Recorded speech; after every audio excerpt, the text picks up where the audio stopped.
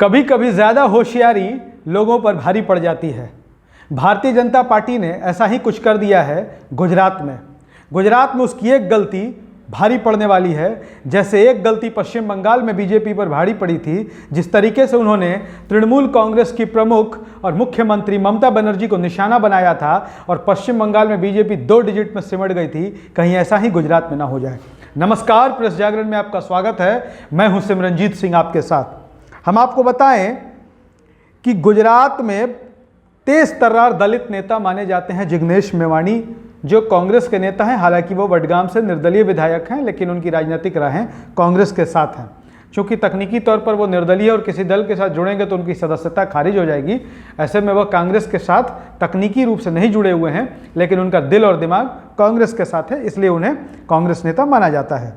हम आपको बता दें कि जिग्नेश मेवाणी के खिलाफ 2 आपराधिक मामले दर्ज करके उन्हें असम, कहाँ गुजरात और कहाँ असम कि में पुलिस कस्टडी में रखा गया है। हालांकि जिग्नेश मेवाणी अब जो है उन्हें बेल मिल गया है।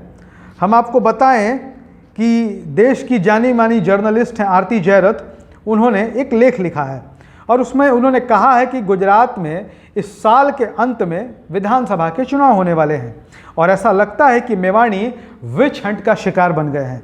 दूसरी तरफ जैसा हमारी न्याय प्रणाली काम करती है, ऐसे में मेवाणी अगले कुछ महीनों में कानूनी दांव पेंच में ऐसे फंस जाएंगे कि वो प्रधानमंत्री नरेंद्र मोदी के गृह राज्य में ज़बरदस्त प्रचार और बीजेपी विरोधी वोट जुटाने लायक बचेंगे ही नहीं।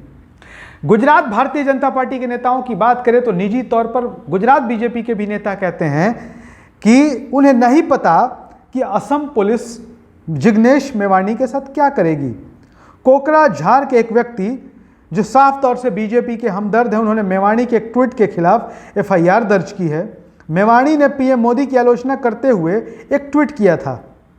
वकीलों का कहना है कि अगर मेवाणी को जमानत मिलने के बाद भी उनके खिलाफ कोई नया आरोप दर्ज नहीं किया जाता तो उन्हें अपने खिलाफ 2 मामलों की सुनवाई के लिए महीने में कम से कम एक बार असम जाना पड़ेगा। इसके उनके लिए चुनाव प्रचार करना मुश्किल हो सकता है, क्योंकि इसमें रुकावट आ सकती है। गुजरात बीजेपी में इस बात को लेकर भी बेचैनी है। हो सकता है कि जिग्नेश मेवाणी बीजेपी की इस गलती से, इस हरकत से उन्हें एक नई जिंदगी मिल जाए, वो एक बड़े नेता के तौर पर स्थापित हो जाएं गुजरात की राजनीति में, वो पहले से ज़्यादा लोकप्रिय हो जाएं। हम आपको बता दें कि जिग्नेश मेवाणी गुजरात के ग्रामीण क्षेत्रों में, खास करके दलितों और आदिवासियों में काफ़ी लोकप्रिय हैं और जिस तरीके से भारतीय जनता पार्टी की सरकार ने उन्हें गिरफ्तार किया है, वैसे में यह वर्ग जो है, जो आदिवासी वर्ग है, जो दलित समाज है, वो बीजेपी से एक बार फिर से नाखुश हुआ है जिग्नेश मेवाणी की गिरफ्तारी को लेकर के।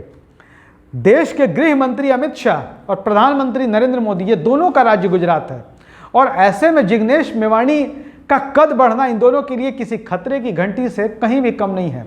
हम बात करते हैं गुजरात में इन दिनों आम आदमी पार्टी भी काफ़ी ज़्यादा सक्रिय है। आम आदमी पार्टी जीतने से ज़्यादा कांग्रेस को हराने में यहाँ पर यकीन रखती है। हम आपको बताएं कि पिछले दिनों जब सूरत में नगर निकाय के चुनाव हुए तो आम आदमी पार्टी के 17 पार्षद चुनाव जीत कर आए, लेकिन उन 17 में से 14 लोग बीजेपी में चले गए और जो 3 बचे हैं वो भी बीजेपी में जाने के इंतजार में हैं। तो ऐसे में जिग्नेश मेवाणी का उभरना, खासतौर पर जब हार्दिक पटेल अभी कांग्रेस से नाराज चल रहे हैं, अल्पेश ठाकोर बीजेपी में जाकर अपनी दुर्गति करा रहे हैं, वैसे में जिग्नेश मेवाणी अगर गुजरात में कांग्रेस के बड़े चेहरे के तौर पर दिखाई दें तो आश्चर्य नहीं होना चाहिए। और ये बड़ा चेहरा कहीं बीजेपी नरेंद्र मोदी और अमित शाह को चुनाव में कोई बड़ा झटका ना दे जाए, इसके लिए चुनावों का इंतजार करना चाहिए। लेकिन इस बात में कोई शक नहीं है कि पहले से ज़्यादा इस गिरफ्तारी के बाद जिग्नेश मेवाणी गुजरात के लोगों में लोकप्रिय हुए हैं, गुजरात के ग्रामीण इलाकों में लोकप्रिय हुए हैं, दलितों में लोकप्रिय हुए हैं, आदिवासियों में हुए हैं, वंचितों और कमज़ोर जातियों में हुए हैं। हमारे वीडियो को शेयर करना मत भूलिएगा। हमारे चैनल प्रेस जागरण को सब्सक्राइब भी कीजिएगा। धन्यवाद।